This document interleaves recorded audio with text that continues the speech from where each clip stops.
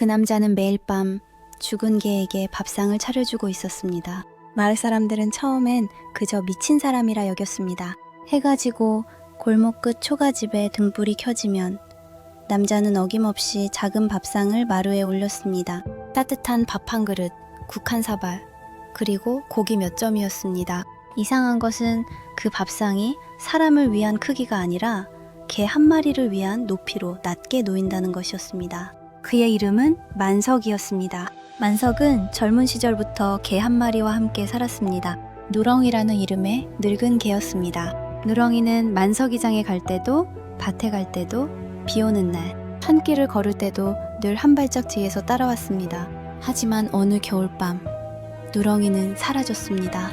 마을 뒷산에 산적들이 나타났다는 소문이 돌던 날이었습니다. 만석은 산속을 헤매며 누렁이를 찾았지만 발견한 것은 피 묻은 목줄뿐이었습니다. 그날 이후 만석은 변했습니다.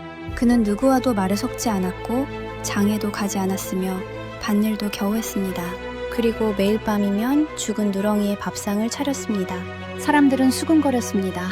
개 귀신이라도 기다리는 개지. 저러다 진짜 미쳐버리는 거 아니야? 그런데 이상한 일이 생기기 시작했습니다. 매일 아침 누렁이 밥상은 깨끗이 비어 있었습니다. 처음엔 쥐나 고양이 짓이라 여겼습니다. 하지만 밥그릇 주변에는 작은 발자국 하나 남지 않았습니다. 마루에는 흙먼지조차 없었습니다. 오직 밥그릇만 누군가 혀로 핥은 듯 반짝였습니다. 만석은 아무 말 없이 그릇을 씻었습니다. 그리고 그날 밤도 다시 밥을 차렸습니다. 며칠 뒤 이웃집 아이가 말했습니다. 어젯밤에 봤어요. 아저씨 집마루 밑에서 꼬리가 흔들렸어요. 마을 사람들은 아이의 말을 웃어넘겼습니다. 하지만 그날부터 사람들은 밤마다 만석의 집 쪽을 몰래 훔쳐보기 시작했습니다. 달빛이 흐린 밤이었습니다. 만석은 평소처럼 밥상을 차리고 방 안으로 들어갔습니다. 한참 뒤 어둠 속에서 무언가가 마루 아래로 기어나왔습니다. 그것은 개가 아니었습니다. 작고 마른 아이였습니다. 아이는 누더기 옷을 입고 있었고 얼굴은 흙투성이였으며 손은 얼어 갈라져 있었습니다. 아이는 주변을 두리번거리더니 밥그릇 앞에 앉아 허겁지겁 밥을 먹기 시작했습니다. 사람들은 놀라 소리치려 했습니다. 그 순간 방 안에서 만석의 목소리가 들렸습니다. 천천히 먹어라. 체한다. 마을 사람들은 얼어붙었습니다. 만석은 알고 있었습니다. 죽은 개가 밥을 먹는 것이 아니라 굶주린 아이가 매일 밤 찾아온다는 것을. 하지만 그는 한 번도 아이를 붙잡지 않았습니다. 이름도 묻지 않았고 어디서 왔는지도 캐묻지 않았습니다. 그저 매일 밤 밥을 차려놓고 아이가 도망가지 않도록 모른 척했을 뿐이었습니다. 다음 날 마을 사람들은 만석을 찾아갔습니다. 왜 말하지 않았소? 저 아이는 누구요? 관아에 알려야 하는 것 아니냐? 만석은 한참 동안 대답하지 않았습니다. 그러다 조용히 말했습니다. 누렁이가 데려온 아이요. 사람들은 그 말을 듣고 다시 수군거렸습니다. 미친 소리라고 생각했습니다. 하지만 만석은 확신하고 있었습니다.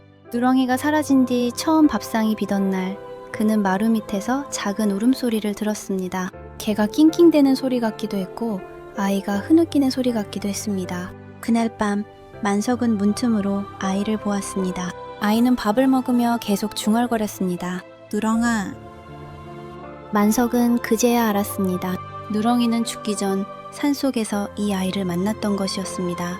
아이는 산적들에게 부모를 잃고 도망치다 산속에 숨어 지내고 있었습니다. 굶주림에 쓰러질 때마다 누렁이가 마을에서 먹을 것을 물어다 주었습니다. 그러다 어느 날 산적에게 쫓기던 아이를 지키다 목숨을 잃었습니다. 누렁이는 마지막까지 아이를 지킨 것이었습니다.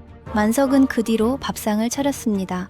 누렁이에게 주는 밥처럼 보이게, 아이의 자존심이 다치지 않도록 하기 위해서였습니다. 사람들은 그제야 입을 다물었습니다. 하지만 이야기는 거기서 끝나지 않았습니다. 며칠 뒤 깊은 밤, 검은 그림자들이 마을로 숨어들었습니다. 흔적들이었습니다. 아이를 찾아온 것이었습니다. 그들은 담을 넘고 마루로 다가왔습니다. 아이는 겁에 질려 마루 밑으로 숨었습니다. 만석은 그 앞을 막아섰습니다. 흔적들이 비웃었습니다. 그때였습니다. 마당 한쪽에서 낮은 으르렁거림이 들렸습니다. 아무것도 보이지 않았습니다. 그런데 그들이 한 걸음 다가서자 마루 아래 놓인 빈 밥그릇이 저절로 흔들렸습니다. 이어 마당 흙바닥 위로 발자국이 하나씩 찍히기 시작했습니다. 보이지 않는 무언가가 아이와 산적들 사이에 서 있었습니다. 하지만 그들이 마루에 발을 들이는 순간 어둠 속에서 개 짖는 소리가 울렸습니다. 한 번, 두 번, 세 번째 짖음이 들렸을 때 산적들은 혼비백산에 달아났습니다. 다음 날 아침 그들은 산길에서 포졸들에게 붙잡혔습니다. 이상하게도 그들의 옷자락은 모두 짐승에게 물린 듯 찢겨 있었습니다. 그 뒤로 아이는 만석과 함께 살게 되었습니다. 마을 사람들은 더 이상 만석을 비웃지 않았습니다. 오히려 그를 찾아와 쌀을 놓고 갔고 누군가는 고기를 가져왔으며 누군가는 아이에게 입힐 옷을 건넸습니다. 하지만 만석은 여전히 매일 밤 밥상을 차렸습니다. 이제는 두 그릇이었습니다. 하나는 아이의 밥, 또 하나는 누렁이의 밥이었습니다. 아이도 더 이상 마루 밑에 숨지 않았습니다. 만석의 곁에 앉아 밥을 먹었고 밥을 다 먹은 뒤에는 빈 그릇 하나를 조심스럽게 마루 끝에 놓았습니다. 누렁이 것도 줘야 해요. 만석은 고개를 끄덕였습니다. 세월이 흘렀습니다. 아이는 자라 청년이 되었습니다. 그는 글을 배웠고 관아에 들어가 억울한 사람들의 말을 들어주는 사람이 되었습니다. 힘없는 이들의 이야기를 외면하지 않는 관리가 되었습니다. 그리고 어느 겨울밤 늙은 만석은 조용히 눈을 감았습니다. 청년은 장례를 치른 뒤 마지막으로 마루에 작은 밥상을 차렸습니다. 따뜻한 밥 한 그릇, 국 한 사발, 고기 몇 점이었습니다. 그런데 그날 밤 이상한 일이 일어났습니다. 아침이 되자 밥그릇이 비어 있었습니다. 그리고 눈 덮인 마당 위에는 두 개의 발자국이 남아 있었습니다. 하나는 개의 발자국이었고 또 하나는 사람의 발자국이었습니다. 두 발자국은 나란히 마을 뒷산으로 이어져 있었습니다.